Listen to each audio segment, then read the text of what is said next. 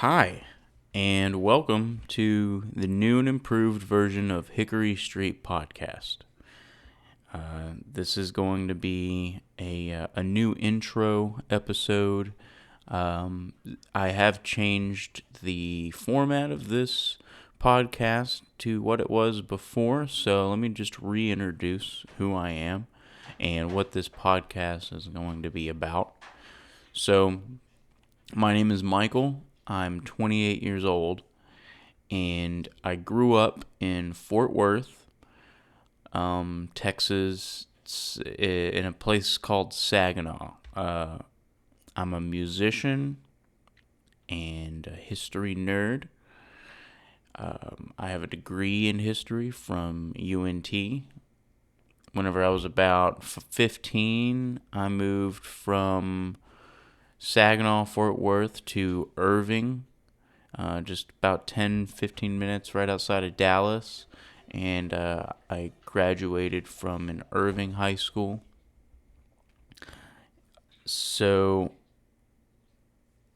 I ran this podcast in a kind of, it started out as a little open-ended, and then I focused in on purely interviewing musicians and bands, and I really enjoyed doing that. But one of the drawbacks was that some of the equipment that I had at the time was not great, and so there were a lot of issues that I ran into as far as quality goes, specifically video quality, because if you've ever tried to do anything like this, you know that cameras and camera interfaces and processing for certain computers and compatibility is just really difficult to manage and takes a lot of time. And so I fell into a great opportunity up at UNT, where I now run another music podcast called After Dark from the Den. The production manager, Dean, is someone that I met through the band that I was playing in. And we just stayed in contact. So now I'm able to do a podcast up there and have bands come in and play live sets and essentially do what I was doing in my apartment now at a specific location that has the space available for bands to play, which is something that a lot of people complained about whenever they would do Hickory Street Podcast. People wanted to play play a live set, and so sometimes I would let them send me a song, and I would put their song in. I used to run a podcast kind of like centered around my band way back in 2015. I want to say maybe 2016, somewhere between there. And it was called Pausable Shenanigans Podcast. And it was a lot of fun to do. I was really just trying to get more in tune with what it was I could do podcasting. I've been told for a lot of my life that I have a pleasing voice to listen to. So this podcast is now changing from what it used to be, interviewing bands and musicians, which is something I can now do with After Dark from the Den podcast. It's uploaded on YouTube, by the way, and if there's a way to upload the link into this podcast channel on Spotify, I will try to do that. I'll have to look into it. I'm pretty sure it's possible, but Um, anyways, as I mentioned before, I am a musician. I started playing guitar whenever I was 15. I taught myself how to play. Um, the way that I kind of got into music really was through my dad. My dad is a musician. He plays bass and has played bass for a really long time, and he taught himself how to play bass too. He had like some friends of his that he grew up with that he started a band with in the Dallas area, and um, I pretty much get all of my musical influence through him, essentially. And it's been kind of strange having a parent that was a musician and lived kind of a reckless lifestyle of what I understand. He plays in a metal band, and so he's always played in kind of a metal slash hardcore band. Um, and so he knew growing up kind of the culture surrounding the music scene, and that's something that's been idealized and glorified for a very long time. Just the whole sex, drugs, and rock and roll mantra. Um, so he kind of protected me from that growing up. And I will make an entire episode dedicated to the culture of music and how it's changed. And maybe just like some specific moments in modern history where music and certain genres of music have kind of gone through this cultural tightening in a way, or just cultural scrutiny in a way. And then we'll talk about, the societal impact of that. I definitely want this podcast to be kind of based on music, but there's lots of things that are happening socially that are very important to pay attention to, specifically with music and musicians, and it really affects the way that we go about coming into the world as a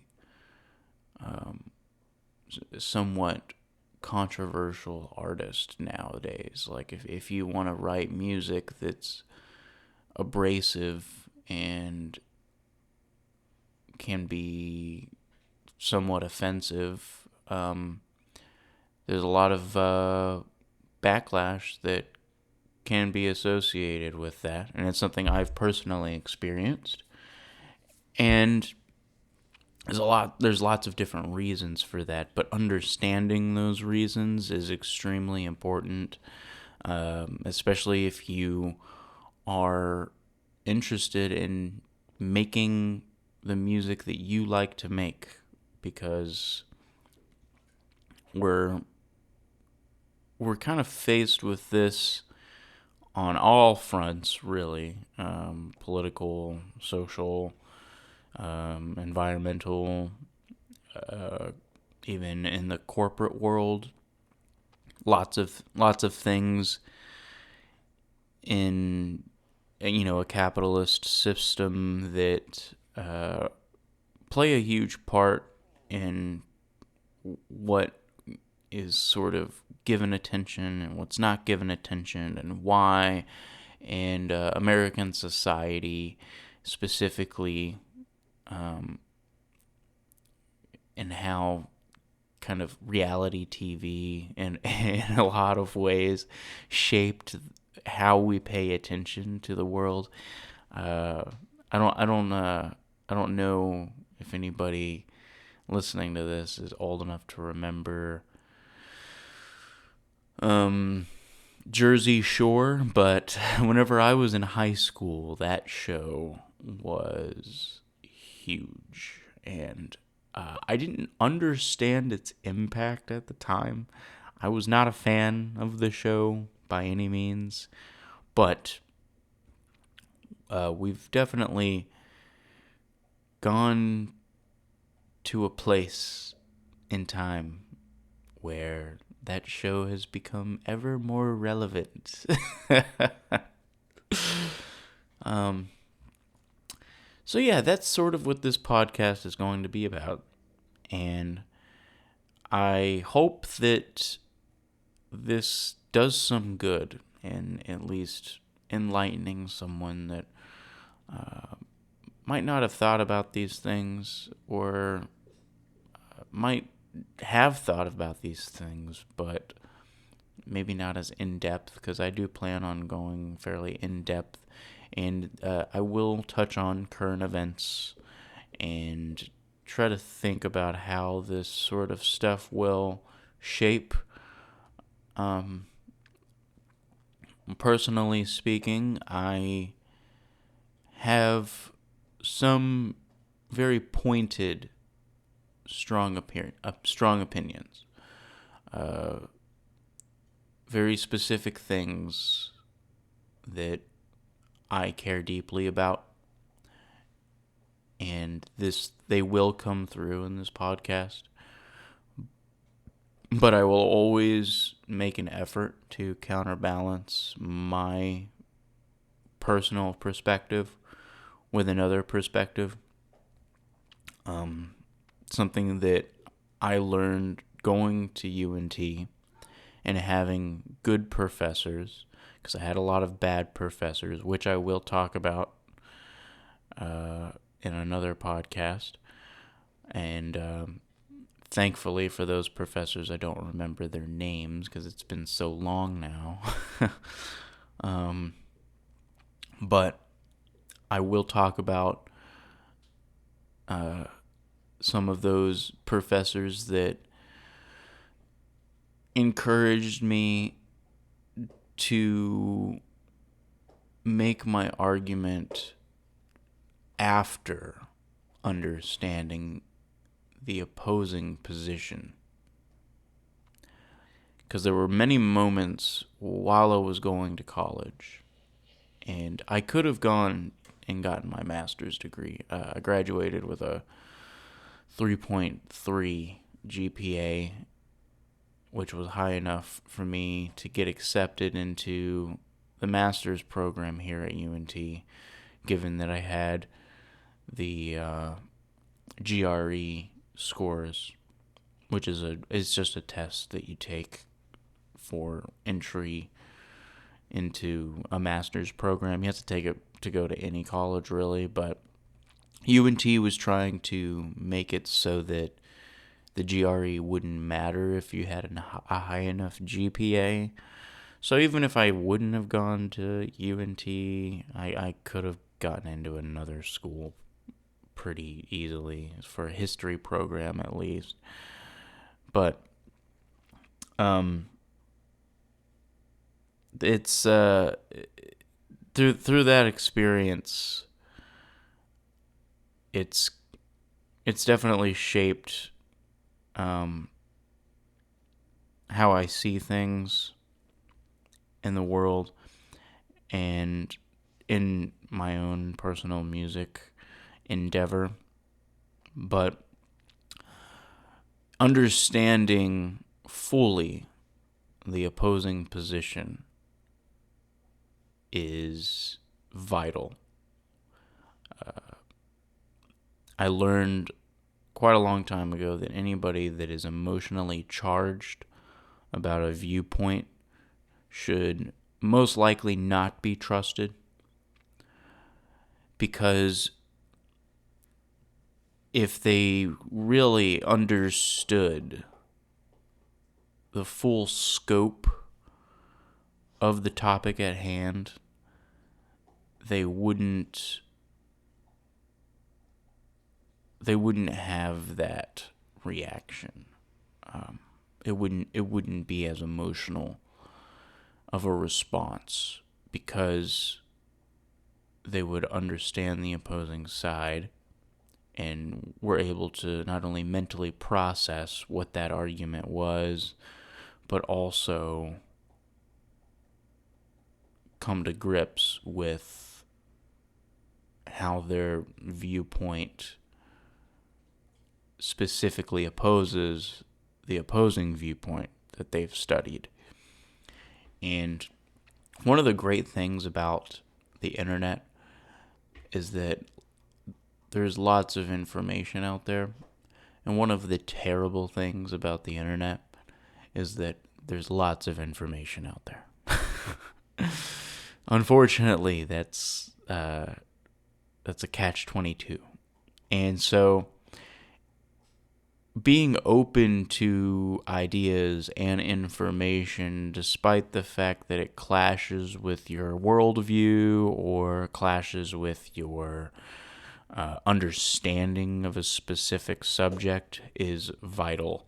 And unfortunately, there's enough thought bubbles that exist in the world that it's extremely easy for people to fall into this trap of consistently rejecting information that is vital for understanding. So, I hope that this gives a good intro, a good premise into what this podcast is going to be about, and I will do my best to make the listeners feel as welcome and as participatory as possible in this podcast. I do have an email address for this podcast, and I would encourage any questions or current events that are being posed, not being posed, but to be proposed to the podcast. So that email address is hickorystreetpodcast@gmail.com. And Hickory Street is all one word. No, there's not an abbreviation for street. It's ST, but I don't have the period, so it's hickorystpodcast@gmail.com. And so if you have a question for either me personally or for the podcast format, please send it there. I would love to have some talking points for the podcast, and it'll also help me do some research on things I might not be aware of. So, thank you for listening to this intro episode of the podcast, and stay tuned for the very true first edition of the new and improved Hickory Street Podcast.